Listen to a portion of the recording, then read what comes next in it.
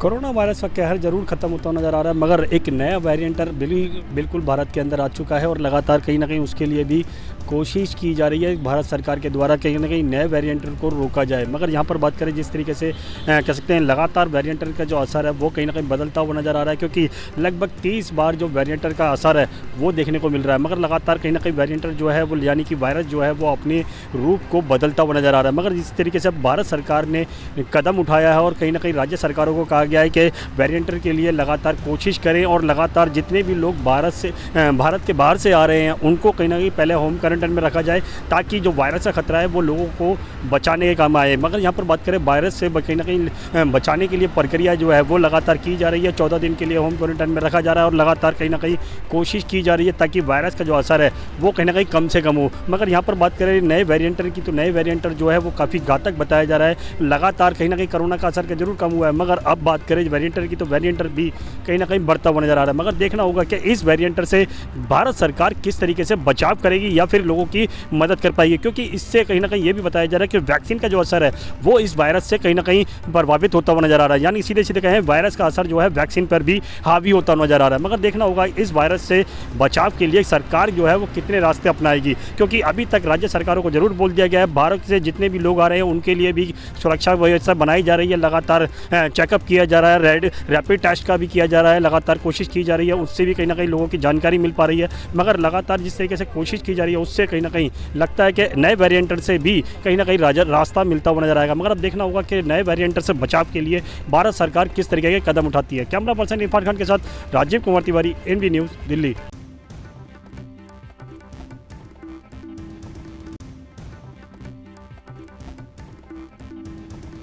जनपद जालौन के कदौरा थाना क्षेत्र के सिद्धार्थ नगर से एक सनसनीखेज मामला सामने आया है, जहां पर पति ने अपनी पत्नी की गला घोंटकर हत्या कर दी। हत्या करने के बाद वो स्वयं फांसी पर लटककर उसने अपनी जान दे दी है।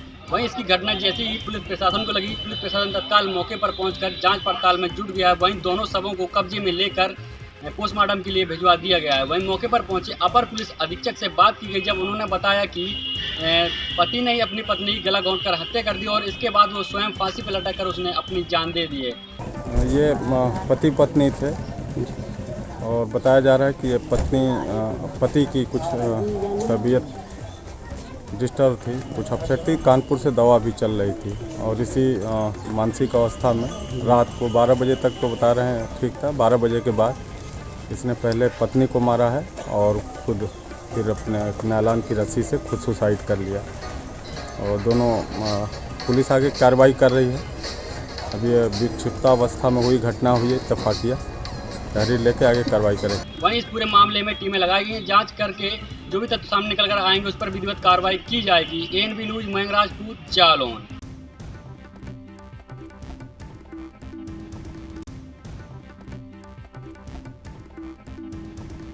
पाकिस्तान लगातार जम्मू कश्मीर में अपनी नापाक हरकतों को अंजाम देने की फिराक में लगा हुआ है। एक तरफ यहाँ घाटी में पाकिस्तान के पाले हुए आतंकी निर्दोष लोगों की हत्या कर रहे हैं, तो वहीं पाकिस्तान बर्फबारी से पहले आतंकवाद की बड़ी खेप जम्मू कश्मीर में भेजना चाहता है। बीती रात भी राजौरी की नियंत्रण रेखा से सटे भिंबर गली इलाके में आतंकियों के एक दल ने घुसपैठ करने की कोशिश की, जिसमें एक आतंकी को ढेर कर दिया गया है। मैं बता दूं कि बीती रात सुरक्षा बलों ने कुछ आतंकियों की मूवमेंट देखी। जैसे ही आतंकी नियंत्रण रेखा के पास पहुंचे तो उनको सरेंडर करने के लिए बोला, लेकिन आतंकियों की तरफ से जब फायरिंग की गई तो जवाबी कार्रवाई में एक आतंकी मारा गया है, जिसकी बॉडी को रिकवर कर लिया गया है और उसके पास से हथियार भी बरामद कर लिए गए हैं। बाकी के आतंकी वापस भागने में कामयाब रहे। Ravindra Kumar Shrivastava, ANB news, Jammu.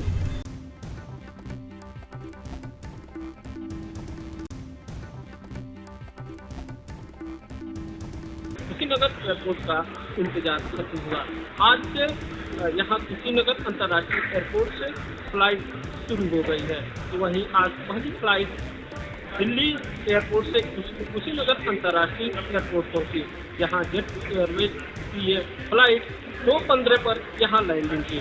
तो यहाँ जो यात्रीगण हैं यहाँ कुशीनगर सहित बिहार राज्य के जनपदों के रहने वाले हैं, जहाँ से ये दिल्ली से यहाँ आए हुए हैं। तो वहीं यहाँ से दिल्ली तक को भी जाने वाले जो यात्री हैं यहाँ काफ़ी खुश दिखे। काफ़ी यात्रियों से बात कर किया गया, उन्हें इस तरह की खुशी लगी कि यहाँ से उड़ान शुरू हुआ है। निश्चित ही सरकार को वो लोग धन्यवाद दे रहे थे कि यहाँ से उड़ान शुरू हुई है और उनको सहूलतें मिल रही है। अंतर्राष्ट्रीय स्तर की सारी सुविधाएं मौजूद हैं। पार्किंग, जहाज़ की पार्किंग, व्हीकल पार्किंग, पैसेंजर्स को बैठने का उत्तम स्थान, सब कुछ उपलब्ध है जो अंतर्राष्ट्रीय मानक के अनुसार है। तो यहाँ पे पहली फ़्लाइट आज शुरू होने जा रही है जो कि दिल्ली, कुशीनगर, दिल्ली है, जो स्पाइस जेट शुरू कर रही है, Q400 जहाज़ है। और निकट भविष्य में हम जो है 18 दिसंबर से इसकी कनेक्टिविटी मुंबई और कलकत्ता से भी शुरू करने जा रहे हैं। निश्चित रूप से कुशीनगर के विकास को नया आयाम मिलना शुरू हो गया है। कैमरामैन के साथ गोविंद पटेल, ANB न्यूज़, कुशीनगर।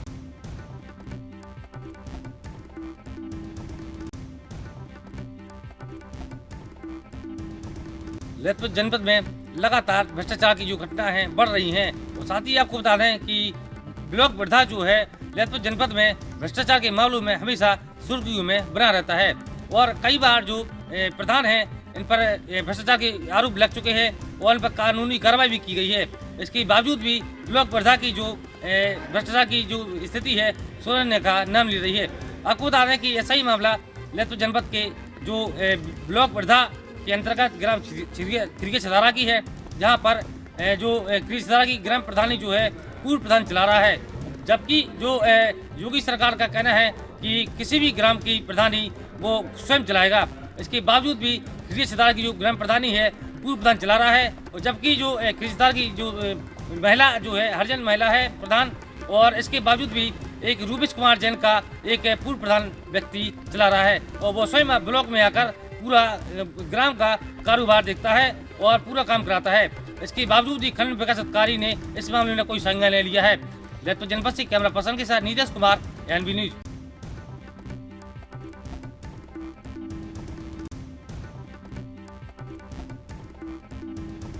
अंतर्राष्ट्रीय चोर गैंग के 6 सदस्य लगे पुलिस के हाथ, जेवर भी बरामद। बताते चले जनपद मैनपुरी के विकासखंड कहल के नगला प्रेमी ने मनोज कुमार के यहाँ 8 अक्टूबर को चोरी हुई थी, जिसमें उनका जेवर चोरी हो गया था, जिसको लेकर उन्होंने थाना कार्यालय में शिकायत दर्ज कराई थी।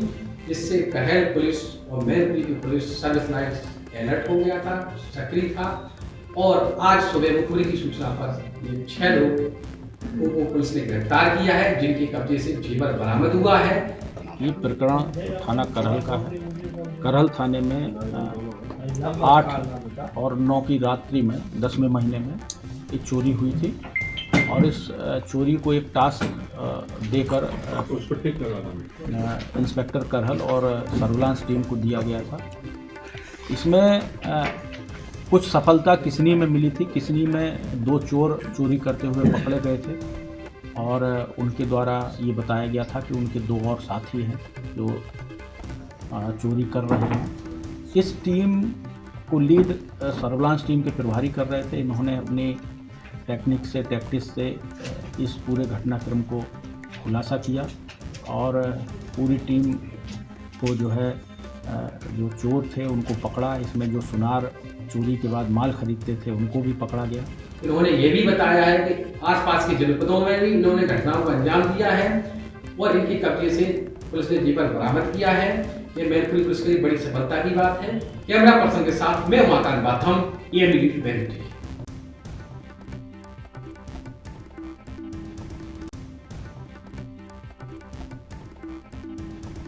हाईवे पर चलती कार में युवती के साथ गैंग रेप के मामले में पुलिस ने कार्रवाई करते हुए एक आरोपी को गिरफ्तार तो कर लिया है, मगर अब विपक्षी पार्टियां इस पर निशाना साधती हुई नजर आ रही हैं। वहीं उत्तर प्रदेश के पूर्व मुख्यमंत्री अखिलेश यादव के द्वारा ट्विटर कर सरकार को घेरा है और सरकार से पूछा है कि मथुरा में जो उत्तर प्रदेश परीक्षा देकर लौट रही युवती के साथ जो गैंग रेप की जो घटना हुई है, क्या उनके अपराधियों को सरकार एनकाउंटर कराएगी।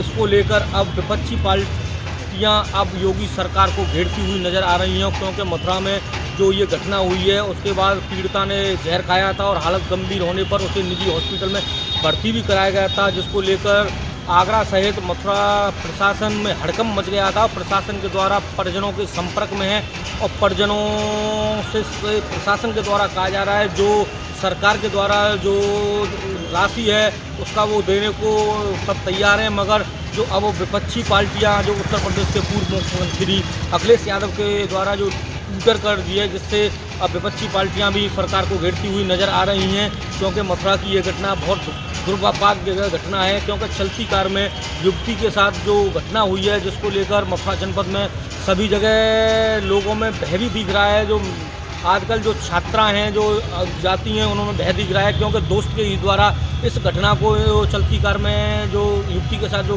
गैंग रेप की जो घटना हुई है वो दोस्त के द्वारा इस घटना को अंजाम दिया गया था, मगर पुलिस के द्वारा आरोपी को तो गिरफ्तार कर लिया है, मगर अब विपक्षी पार्टियां भी अब सरकार को घेरती हुई नज़र आ रही हैं। मथुरा से रिंकू शर्मा, ANB न्यूज़।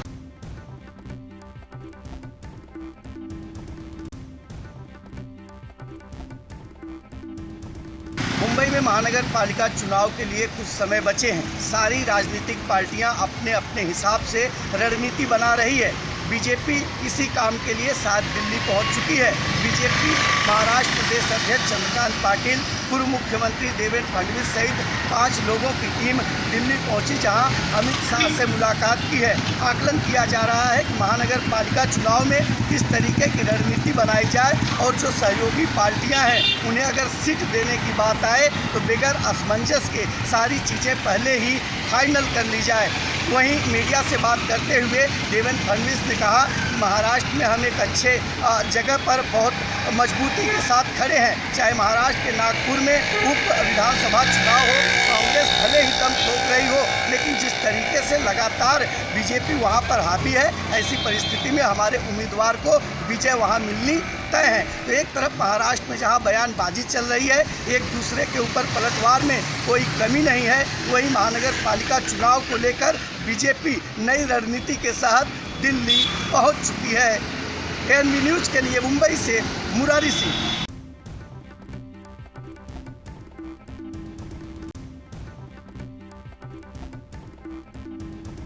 सीतापुर जनपद में रिश्तों को शर्मसार कर देने वाली एक घटना सामने आ रही। जी हां, आपको बता दें पूरा मामला सीतापुर जनपद के थाना सदरपुर के अहेवा गांव का है, जहां पर चाचा को भतीजे ने दिन दहाड़े गोली से मौत के घाट उतार दिया। जी हां, आपको बता दें कुछ दिन पूर्व में चाचा मनमा मिश्रा, जो कि उसके भतीजा प्रेम जेल में 307 की धारा में बंद था, जिसको छुड़वाने के लिए लाख प्रयास किए, जिसके बाद करीबन 1.5 लाख रुपया खर्च कर भतीजे को अपने जेल से बाहर निकलवाया, और जिसके बाद कुछ समय बाद में पैसा जब मांगा तो आज उसी भतीजे प्रेम ने दिन दहाड़े गोली से मारकर चाचा मनमा को मौत के घाट उतार दिया। इस सूचना पर क्षेत्र में हड़कंप मच गया। वहीं सूचना पर पहुंची मौके पर पुलिस ने शव का पंचनामा करते हुए PM के लिए भेज दिया है और आरोपी प्रेम को अभी तलाश कर रही है। हालांकि इस संबंध में पुलिस का अभी कोई स्पष्ट रूप में बयान नहीं आया है और जांच पड़ताल चल रही। कैमरा पर्सन श्याम गुप्ता के साथ अनूप पांडे, ANB न्यूज़ सीतापुर।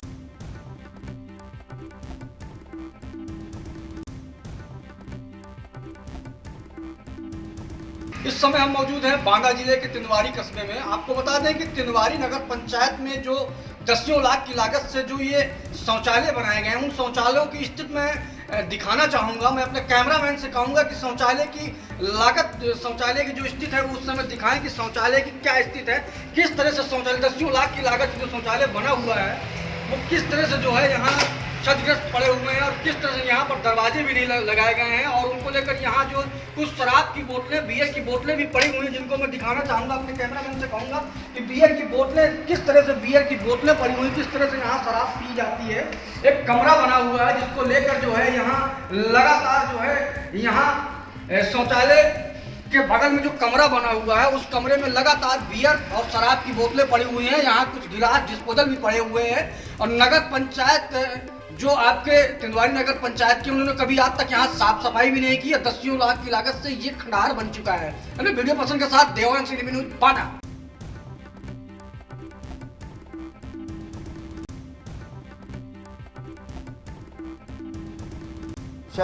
बढ़ता जा रहा है। आपको बताते चलें कि हाल ही में अभी एक दिन के लिए केवल आगरा के लोगों को राहत मिली थी, मगर एक बार फिर अब प्रदूषण बढ़ने लगा है। आपको बताते चलें कि हवा में गैसों का मानक की मौजूदगी भी देखी जा रही है। तो वहीं AQI की बात की जाए तो आज 266 दर्ज की गई है।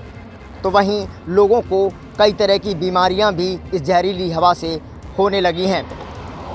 अब देखना होगा कि आगरा स्वास्थ्य विभाग कब तक इस पर काबू पाता है। आगरा से ANB न्यूज़ के लिए पुष्पेंद्र शर्मा की रिपोर्ट।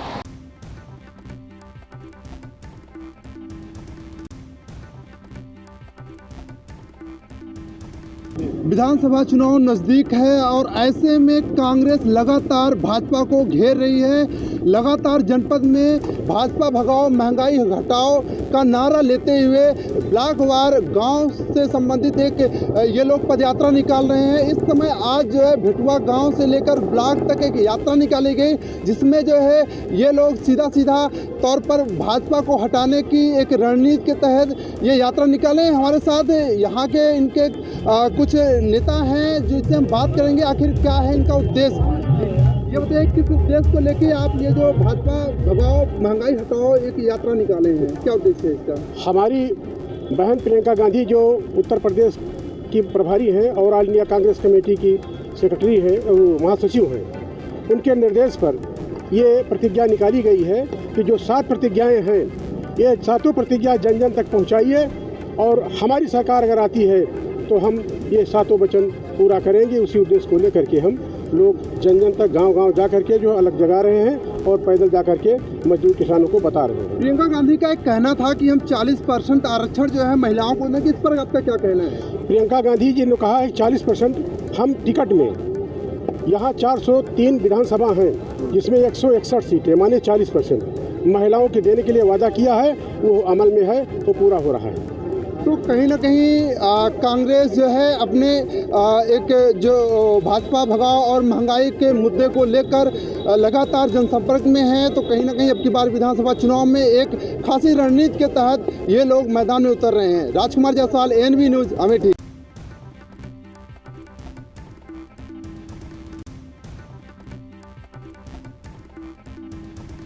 और ये जनपद में फिर एक बार तेज रफ्तार का कहर देखने को मिला। हम आपको बता दें कि खड़े ट्रक में आग उठी इको कार, जिसमें 4 लोग गंभीर रूप से घायल हो गए। सूचना पर पहुंची 112 ने घायलों को CHC और 50 शैय्या में भर्ती कराया। पूरा मामला सदर कोतवाली क्षेत्र का। कैमरामैन विकास कुमार के साथ शिवम पाल, ANB न्यूज़ औरैया।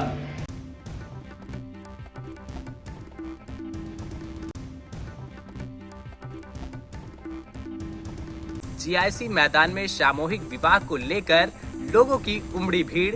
30 से 40 हजार लोग पहुंचे सामूहिक विवाह कार्यक्रम में। आपको बताते चले अयोध्या जनपद के GIC मैदान में 35 से 100 जोड़ों की हो रही शादी, जिसमें अपना आशीर्वाद देने पहुंचे उत्तर प्रदेश के मुख्यमंत्री योगी आदित्यनाथ, जिसमें 129 मुस्लिम समुदाय के लोग मौजूद हैं। उनका भी होगा निकाह। उत्तर प्रदेश की योगी सरकार एक नया कीर्तिमान स्थापित कर रही है, जो अयोध्या जनपद में 3500 जोड़ों की शादी एक साथ कराई जा रही है। उत्तर प्रदेश के सभी जिलों में सामूहिक विवाह कार्यक्रम बड़े ही धूमधाम से संपन्न हुआ है। वहीं अगर हम अयोध्या जनपद की बात करें तो अयोध्या जनपद के GIC मैदान में 3500 जोड़ों की शादियां कराई जा रही हैं। वीडियो पर्सन मोहित के साथ Gaurav Mishra, NB news channel, Ayodhya.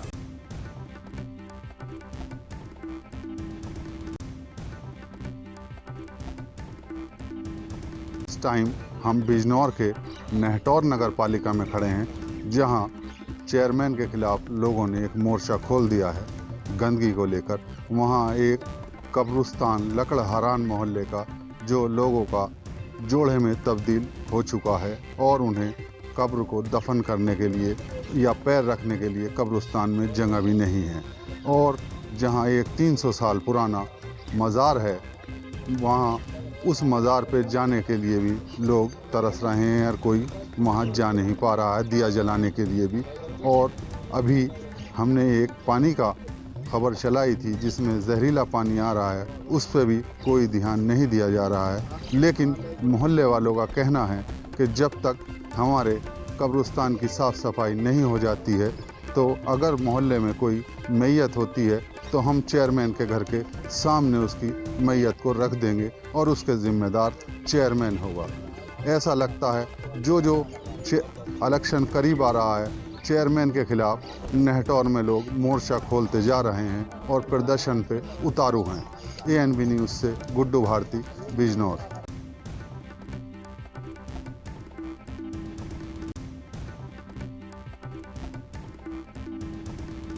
वसूली मामले में मुंबई के पूर्व कमिश्नर परमबीर सिंह थाने नगर पुलिस स्टेशन में आज सुबह 10 बजे के करीब दाखिल हुए। आपको बता दें कि करीब 7 महीने से फरार परमबीर सिंह से 7 घंटे की क्राइम ब्रांच ने पूछताछ की थी। हालांकि क्राइम ब्रांच ने परमबीर सिंह को एक नोटिस भी दी थी जिसमें बताया गया था कि जांच में जब भी उन्हें बुलाया जाएगा उसमें शामिल होगा। लेकिन आज थाने नगर पुलिस स्टेशन में DCP ने उनके 4 घंटे पूछताछ की।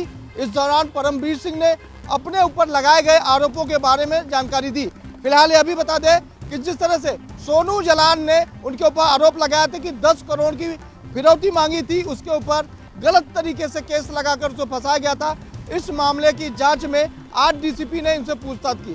फिलहाल परमबीर सिंह ने जिस तरह से उनके ऊपर भगोड़े का कलंक लगा उसको मिटाने के लिए परमबीर सिंह ने निचली अदालत में एक याचिका दायर की है जिसमें उन्होंने मांग किया है कि भगोड़े का जो कलंक है उसे हटा दिया जाए। फिलहाल इस पर कब सुनवाई होगी इसका तारीख अभी तय नहीं है, लेकिन परमबीर सिंह लगातार मुश्किलों में है। हालांकि परमबीर सिंह लगातार जब से आए हैं तब से लगातार पूछताछ में शामिल हो रहा है।